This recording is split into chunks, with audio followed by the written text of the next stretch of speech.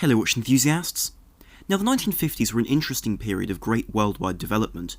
Of course these were the post-war years, and in economies such as the US, one had an immense growth of public wealth, where individuals were able to afford larger properties outside cities in the form of suburbia. One also had a great deal of growth in luxurious travel, as well as cars and other luxuries people could buy. And so this really was a period when watches went through a new turn, especially with new technology coming out and being available, such as publicly accessible scuba diving. And so with this video I'd like to start a new series on this channel, and this is a series discussing 5 underrated or underappreciated watches from each decade. And these aim to not speak directly about value, but rather speak more freely about some interesting novelties from each decade, which I feel go under the radar really. And these can be technical innovations, cases for example for watches, movements, or simply directly speaking about a brand.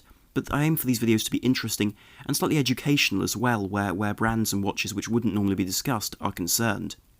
And so I'm starting in the 1950s because I feel this is a wonderful place to start for a series like this, with a very wide and varied style of watches from this period. However, I am happy to go back further into the 40s or the 30s, for instance, if there's interest, but my main aim at the moment is to move forwards until the present day through the decades. And the regularity of these videos may vary depending upon what the interest is following this video, but do tell me in the comments down below at the end of the video what you thought of it, because I'm curious to hear what you think of this series. Now the first pieces I'd like to speak about are from a brand by the name of Angelus. And Angelus is rather an old brand, and which played a very major role in some of the early days of wristwatches. Now today they're only really known by the vast majority of people who've heard about them as a result of their purchase in 2011 and their creation of a number of very high-end pieces which are remarkably beautiful and are made at the present time. But today I'd like to speak about the culmination of this brand in the 1950s, after many years really of very impressive watches and movements from the 1920s onwards. And so before speaking about the 2 models in particular which I'd like to mention from the 1950s, I'd like to speak a little bit about their history. Now usually when Angelus of old is discussed, really 2 subjects come about, and in fact neither of which I'd like to address with the watches I'm speaking about specifically in this video. But they certainly still played a very major role to the history of this brand, and the first of these 2 is their creation of chronographs. And the chronograph was really an integral part of their range from 1925 onwards, where they started producing manually wound monopusher chronographs. However, with the 215 line of calibers, they created a range of movements which really were extremely reliable, also very well made, but also were very key movements in terms of their innovation further on down the line. And this range of manually wound chronograph movements also gave birth to models with the caliber 217, for instance, such as the Chronodato, which was the first watch with a date display. And when I say date display, I don't mean that it was the first watch to exclusively have a date display, but rather this piece had a chronograph in addition to the day, the date, as well as the month. And the other element that Angelus are generally known for is their work with Panerai. And there are 2 watches which come up usually in particular that people discuss. And the first of these came out in 1942 in the form of the prototypes for Panerai's deck chronograph, intended to be called the Mare Nostrum, or the Latin for RC. And this was a chronograph designed but to be used by officers on the deck of naval ships. But in terms of the design of this watch, it was a large 52mm diameter piece with a bezel and also with a bi-register chronograph. And this used the caliber 215 from Angelus, thus cementing a certain partnership between the brands, as whilst Rolex was the usual manufacturer of the movements used in Panerais, they did in fact return to Angelus later on in 1956 for the creation of their very famous Egiziano. And the basic premise of the Egiziano was that it was a piece designed to be used by the Egyptian Navy.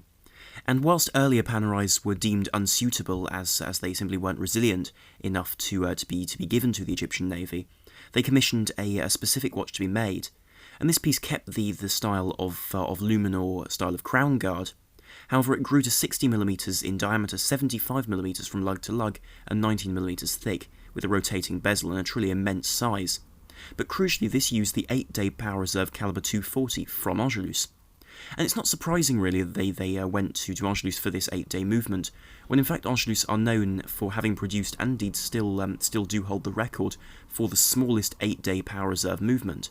And this piece was released in 1930, which it's argued could actually hold 10 days of power reserve, and did provide this incredibly small movement with a very long power reserve, which is something which one would need for that Panerai to reduce the amount the crown had to be used. But the 2 pieces I'd like to speak about specifically with this brand are the Datalarm and the Tinkler.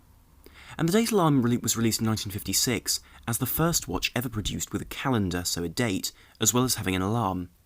And whilst this seems like a relatively simple undertaking, this required the use of one of their own movements in addition to an Adolf Child movement module on the top, which was the alarm function. This was used by a number of other brands at the same time as well, but they then installed their date on top of that.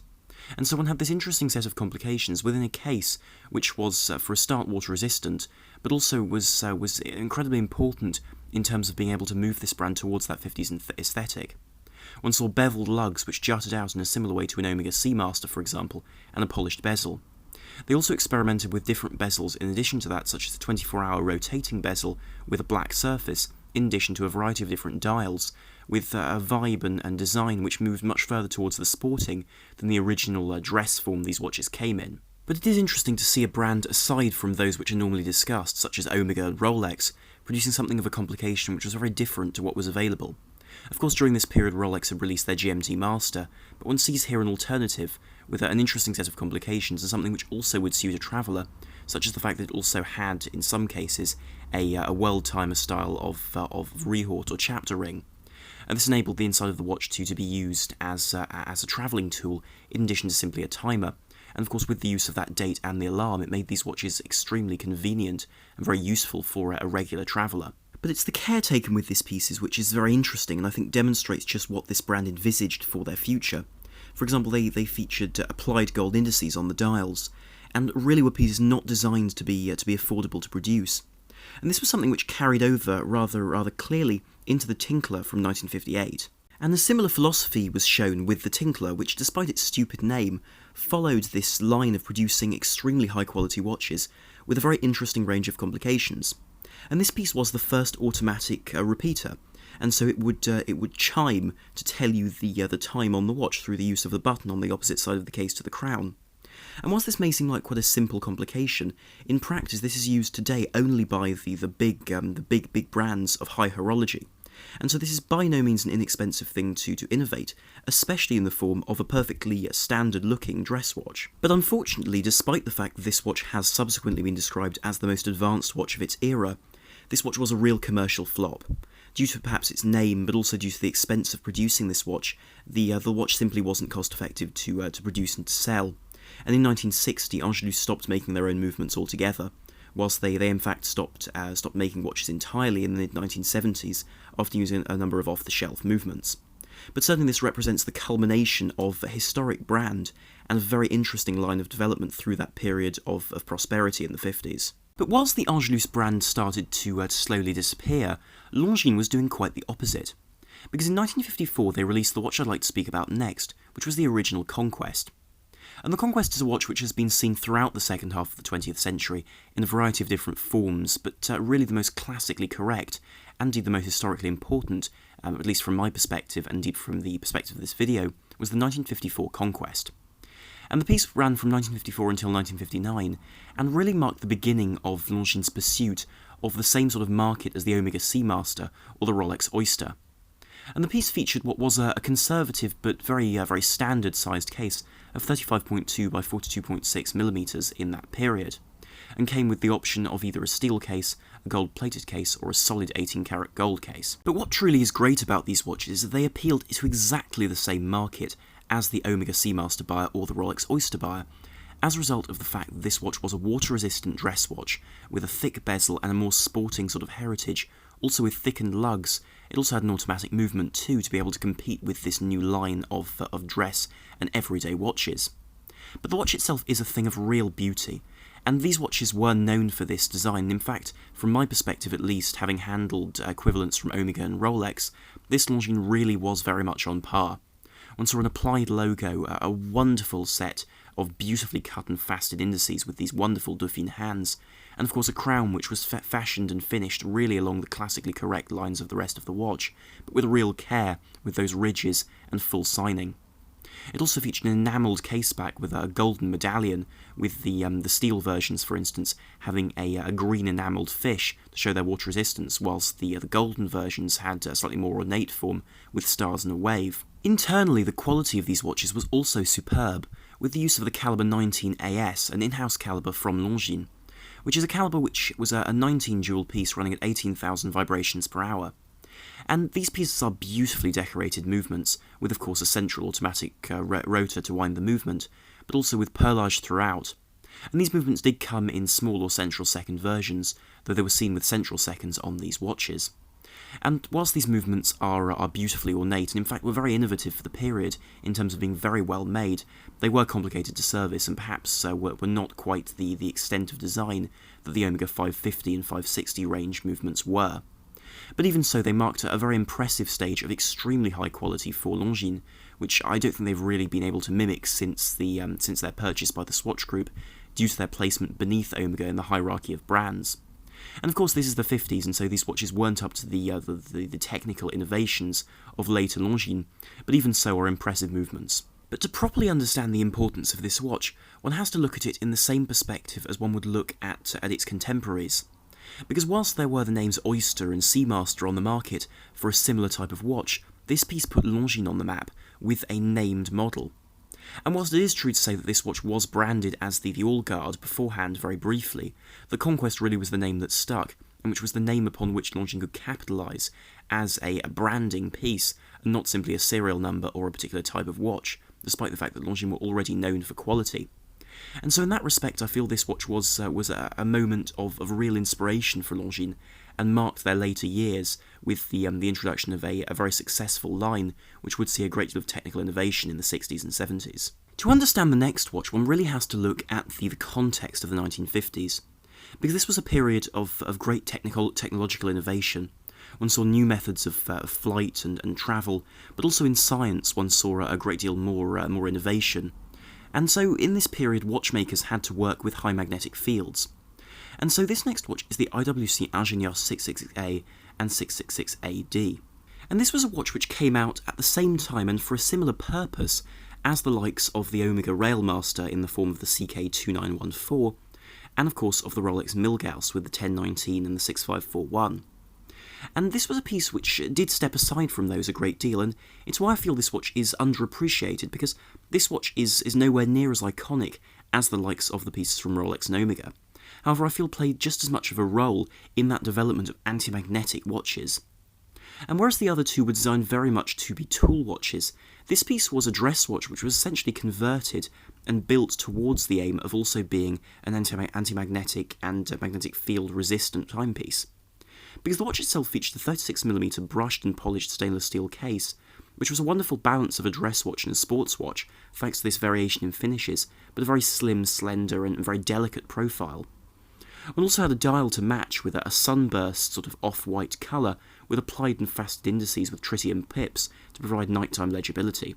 But even if one disregards the beautiful polished Dauphine hands and those wonderfully flattened and very attractively applied indices, one does have to note the fact that this watch was released in 1954.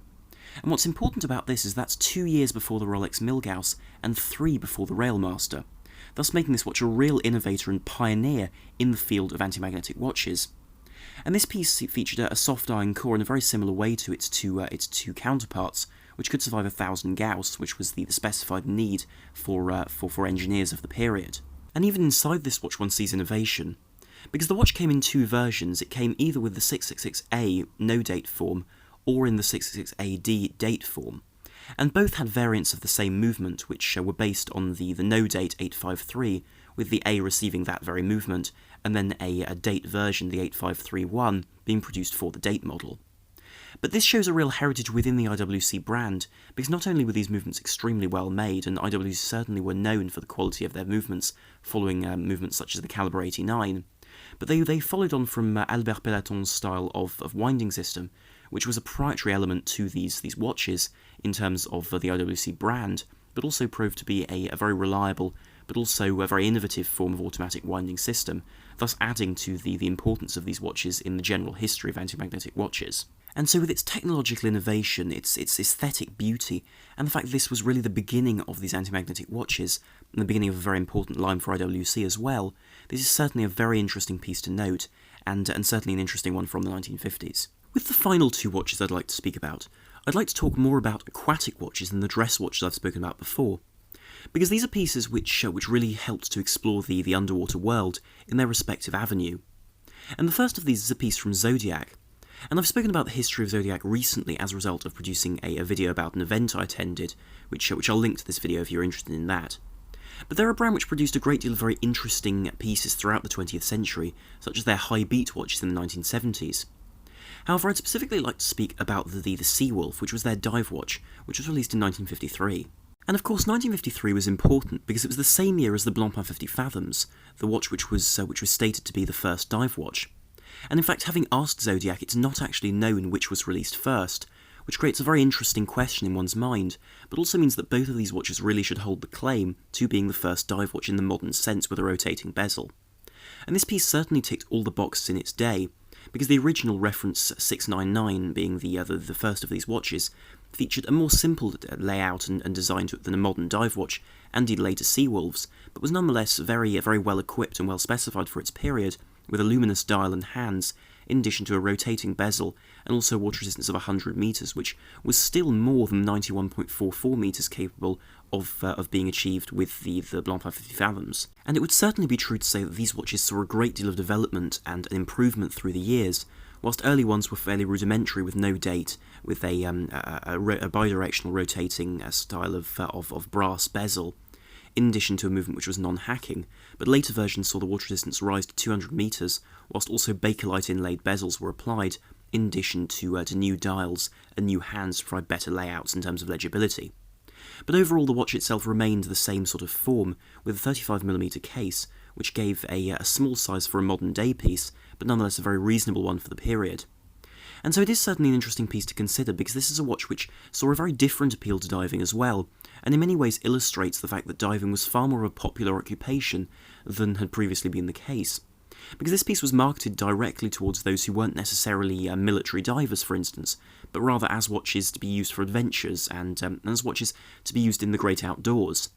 And so with water resistance, these watches certainly were able to provide what people needed, with high legibility, functionality, and also reliability. But where these watches were different, of course, was the fact that the Blancpain 50 Fathoms was a military timepiece, and thus followed on from the culture of military dive watches, seen with Panerais, for instance, and thus this piece was interesting because it saw a real break with that, later seen with the use, or the popular and public use, of the Rolex Submariner.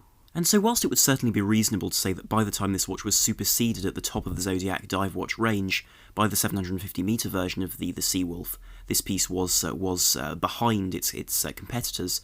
At the start of the 1950s and throughout the 1950s, this still offered a very impressive alternative to others, and also a very early alternative which sparked a very different dive culture surrounding dive watches, creating a very interesting atmosphere and a very interesting history to this piece, which I do feel is underappreciated. And the final piece I'd like to speak about is not a single watch, nor in fact even a single brand, but rather a case of innovation which marked a real development and a real element of progress for a great deal of dive watches on the market.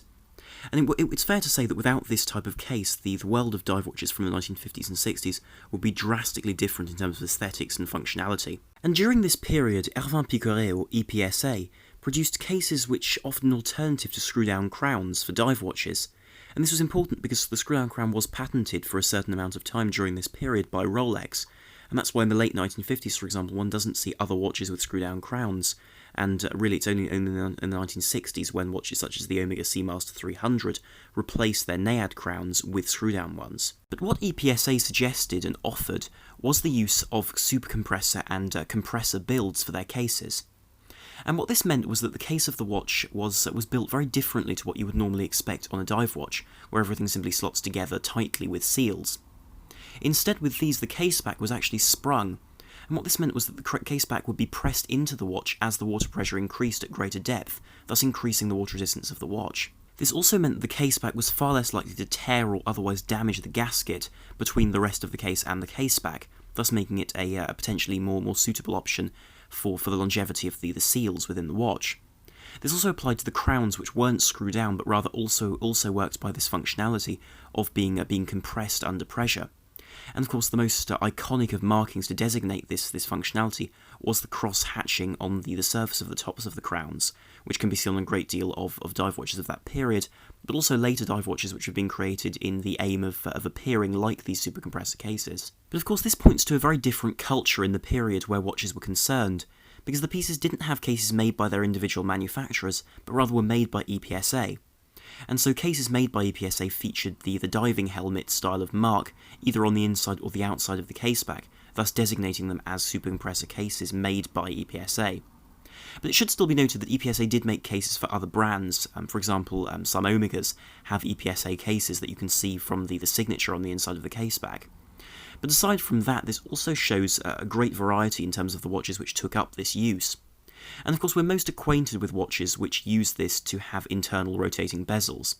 Because of course, with an internal rotating bezel, you still wanted the ability to be able to use it without having to worry about water resistance of that crown. And so as a result, a lot of them use these super compressor cases. However, there were examples of watches which didn't feature any sort of internal bezel, but which did still use this type of technology, such as, for instance, the Longines Nautilus 6921, which has now been remade in the form of a new skin diver. And these cases generally came either in 36 or 41mm sizes, depending upon the brand, because of course brands as varied as Longines, JLC, Hamilton, Enicar, Lip and Universal Geneve use these cases in their various applications of dive watches. However, I feel the most iconic is of course the JLC Polaris, released in the late 1960s, which combined their use of a style of dive watch in this form with the Memovox technology of having that internal rotating ring, which allowed you to set an alarm, which was operated via the third crown on this watch. And so with this influence on some of the most recognised and beloved dive watches of this period, and indeed of the 1960s as well, I feel this 1950s case and innovation certainly deserves a place on this list, as an underrated and underappreciated element of watchmaking of this period. And so I'll conclude the video there, but do tell me in the comments down below what you thought of this video, and indeed of the various watches and pieces of watchmaking I've spoken about. And so if you did enjoy the video, then please do like, share and subscribe to help the channel, and also to see more videos and content here in future. So thank you very much for watching. This is Armand the Watch Guy, out.